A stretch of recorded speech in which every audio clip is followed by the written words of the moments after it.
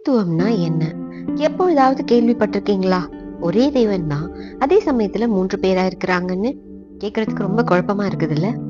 தேவன் ஒருவர் தான்.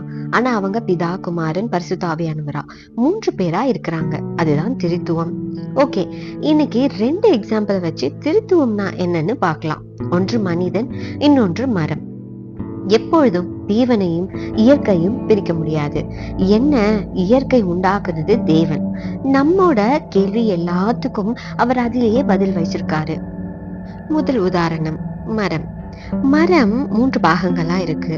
மரத்தின் வேர், மரத்தின் தண்டு, மரத்தின் இலை, காய். ஃபர்ஸ்ட் இந்த மரத்தை பாருங்க. தரைக்கு கீழே இருக்கிற வேரை உங்களால பார்க்க முடியுதா? பார்க்க முடியாது இல்லையா? மண்ணை தோண்டினா பார்க்க முடியும்னு சொல்லாதீங்க.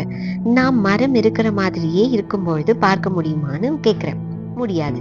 ஒரு மரத்துக்கு எப்படி வேர் எல்லாவுமா இருக்கிறதோ அதே போலதான் பிதா உலகத்தில் உள்ளவைகளுக்கு மாத்திரமல்ல எல்லாவற்றிற்கும் வேறா இருக்கிறார். அவராலே அன்றி ஒன்றும் உண்டாகவில்லை. இரண்டாவது மரத்தின் தண்டு. அந்த மரத்தை உயர்த்தி நிற்க வைக்கிறது அதுதான். நம்மால பார்க்க முடியும், தொட முடியும். அதுதான் நம்முடைய இயேசு கிறிஸ்து.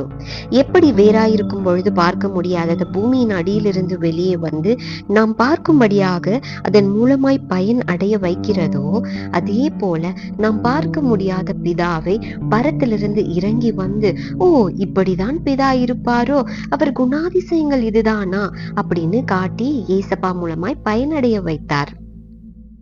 மூன்றாவது மரத்தின் பூ, இலை, காய், பழம்.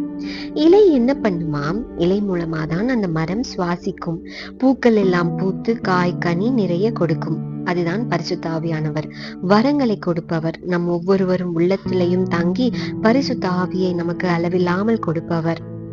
எப்படி மரம் வேறு வேறு வேலையை செய்தும் நாம் அதை மரம்னு சொல்றோமோ அதே போல பிதா, குமாரன், பரிசுத்த ஆவியானவர் வெவ்வேறாக இருந்தாலும் ஒரே தேவனாக இருக்கிறார்.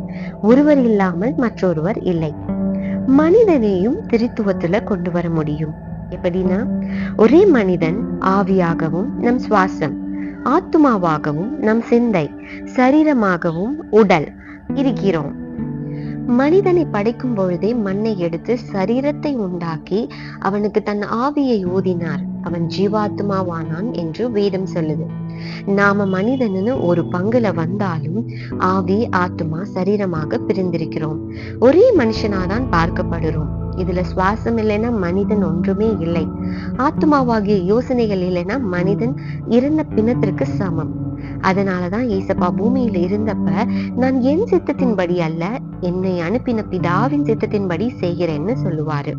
ஆத்துமா என்கிற பிதாவாகிய யோசனைகளை சரீரமாகிய கிறிஸ்து செய்து பரிசுத்த ஆவியானவரின் கனிகளை கொடுத்தார். அந்தபடியே நாமும் நம் கனிகளை கொண்டே அறியப்படுவோம். நல்ல யோசனைகள் சரீரத்தை ஸ்திரப்படுத்தி நல்ல கனிகளை கொடுக்கும். கெட்ட யோசனைகள் நம் சரீரத்தை கெடுத்து கெட்ட கனிகளை கொடுக்கும். நாம் எந்த கனியை கொடுக்க போகிறோம்?